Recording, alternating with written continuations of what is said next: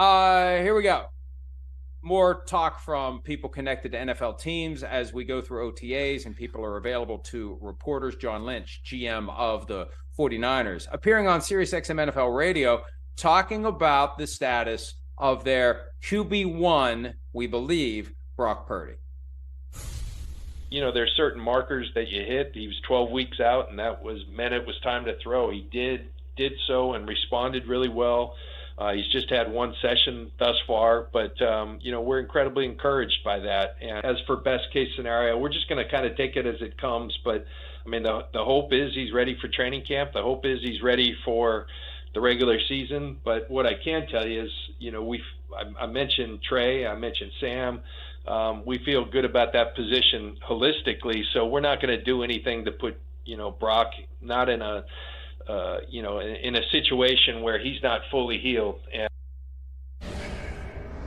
this is a day of words being used that I don't think mean what the speaker thinks they mean. I don't think holistically really is what he meant there. But what the hell? Let's just go with it. The Simsism trend is catching on throughout football. Maybe it was always there, and you've just helped us notice it. But holistically or otherwise, Purdy's their guy. He's earned the gig. I continue to believe, Chris, if he's not healthy week one, they're laying the foundation for it to be Sam Darnold, where Trey Lance is just kind of there as emergency option because they had to use their emergency option last year.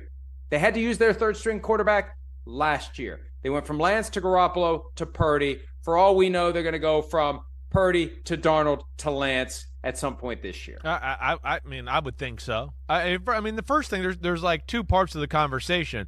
First, there's still a part of the fan base in San Francisco and things where I feel like they're still like, wait, you're not going to let Trey Lance compete with Brock Purdy? And it's like, no, we're not.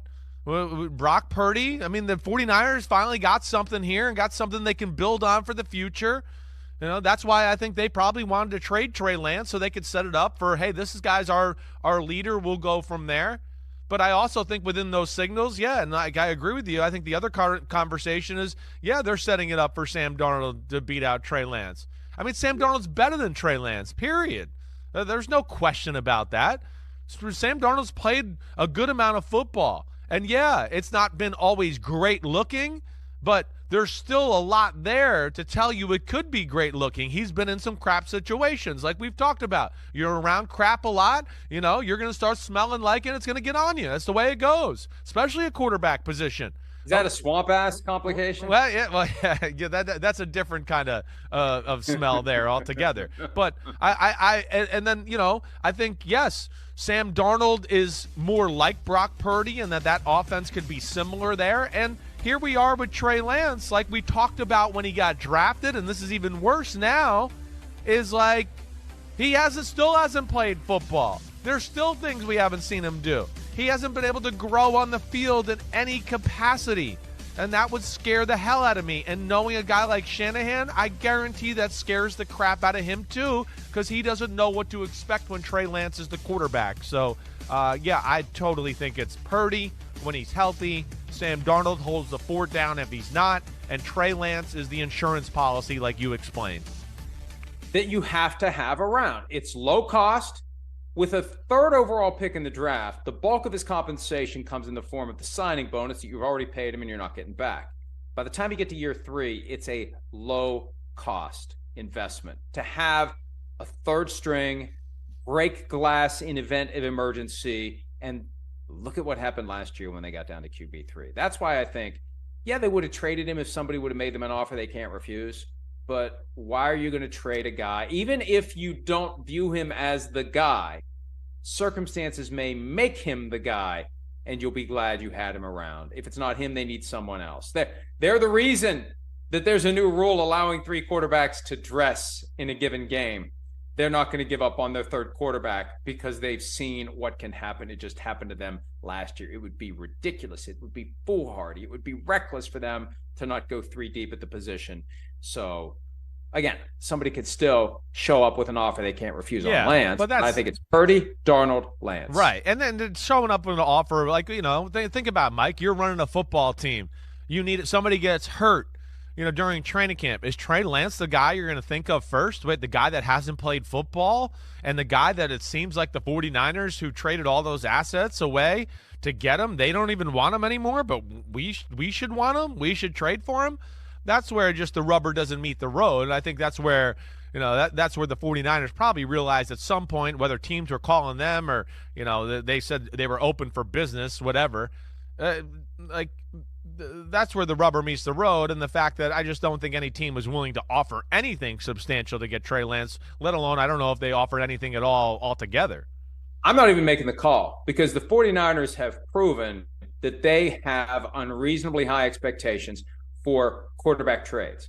They wanted too much for Jimmy Garoppolo. Yeah. They're going to want too much for Lance. To make them an offer they won't refuse, it's going to be have to be a lot more than what you want to offer. So I'll go a different route. And you're right. The guy's hardly played any football for 3 years. We're talking about, can Baker Mayfield and Deshaun Watson get back to what we saw 3 years ago? Hell, I mean, he hardly even played in 2020. That was pandemic year, and they played like one game. Exactly. He didn't play in 21, but for a few cameo appearances. Right. He had a start against the Texans, I believe. He got banged up his knee then. And then week 2 of last year, that game at Soldier Field in the monsoon, what do you really take from that? Exactly. Week 2, he breaks his ankle, and that's it. Right. So we don't know anything about Trey Lance. I feel bad for the kid. He's had no real opportunity to develop as an NFL quarterback and show people what he can do. And it's unfortunate. But who would give up significant trade value at this point for him? Okay, the Commanders are experimenting with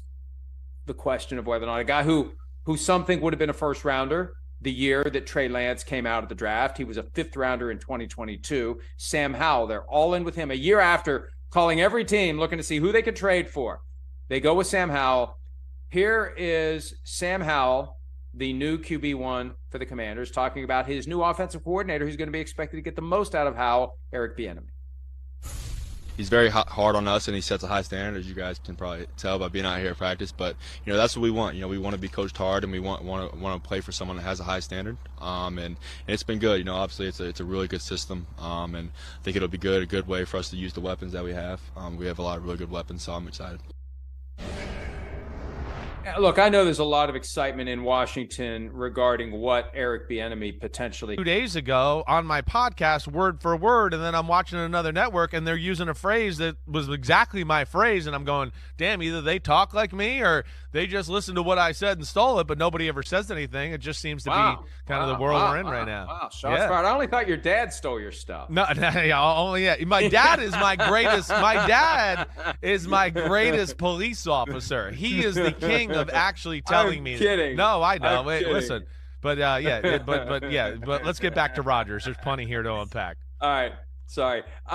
So he goes on the record, and there's a bunch of different stuff that he gets to, and he talks about Gutekunst and the improved communication. Remember when Rodgers showed up that year?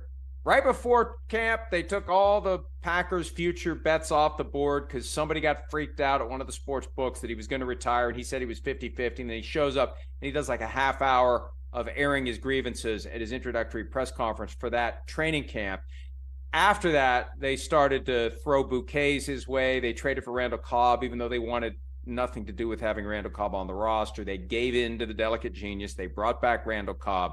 And there was this idea that there was improved communication with the front office and that Rodgers and Brian Gutekunst were getting along. Said Rodgers, quoted on the record to Matt Schneidman, "It still wasn't anywhere near what I've already enjoyed here with the Jets in just a few short weeks." Yeah, so boom. And look, Joe Douglas, there are no accidents.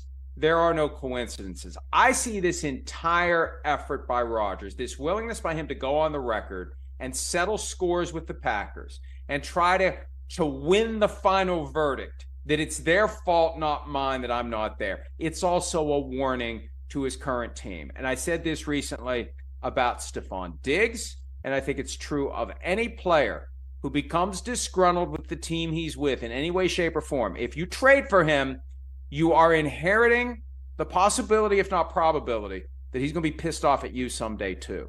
Maybe for a different reason, maybe for the same reason. But Joe Douglas is on notice, and Robert Saleh is now on notice. You're not dealing with the same breed of cat that you've had around whatever team you've been part of. This is Aaron Rodgers, and he will fight you, and he will find a way to win. And even after the battle's over, he's going to come back, and he's going to point at the corpse, and he's going to say, I won. Yeah, well, he's become more like that the last few years. He has. And then, of course, we're talking like we just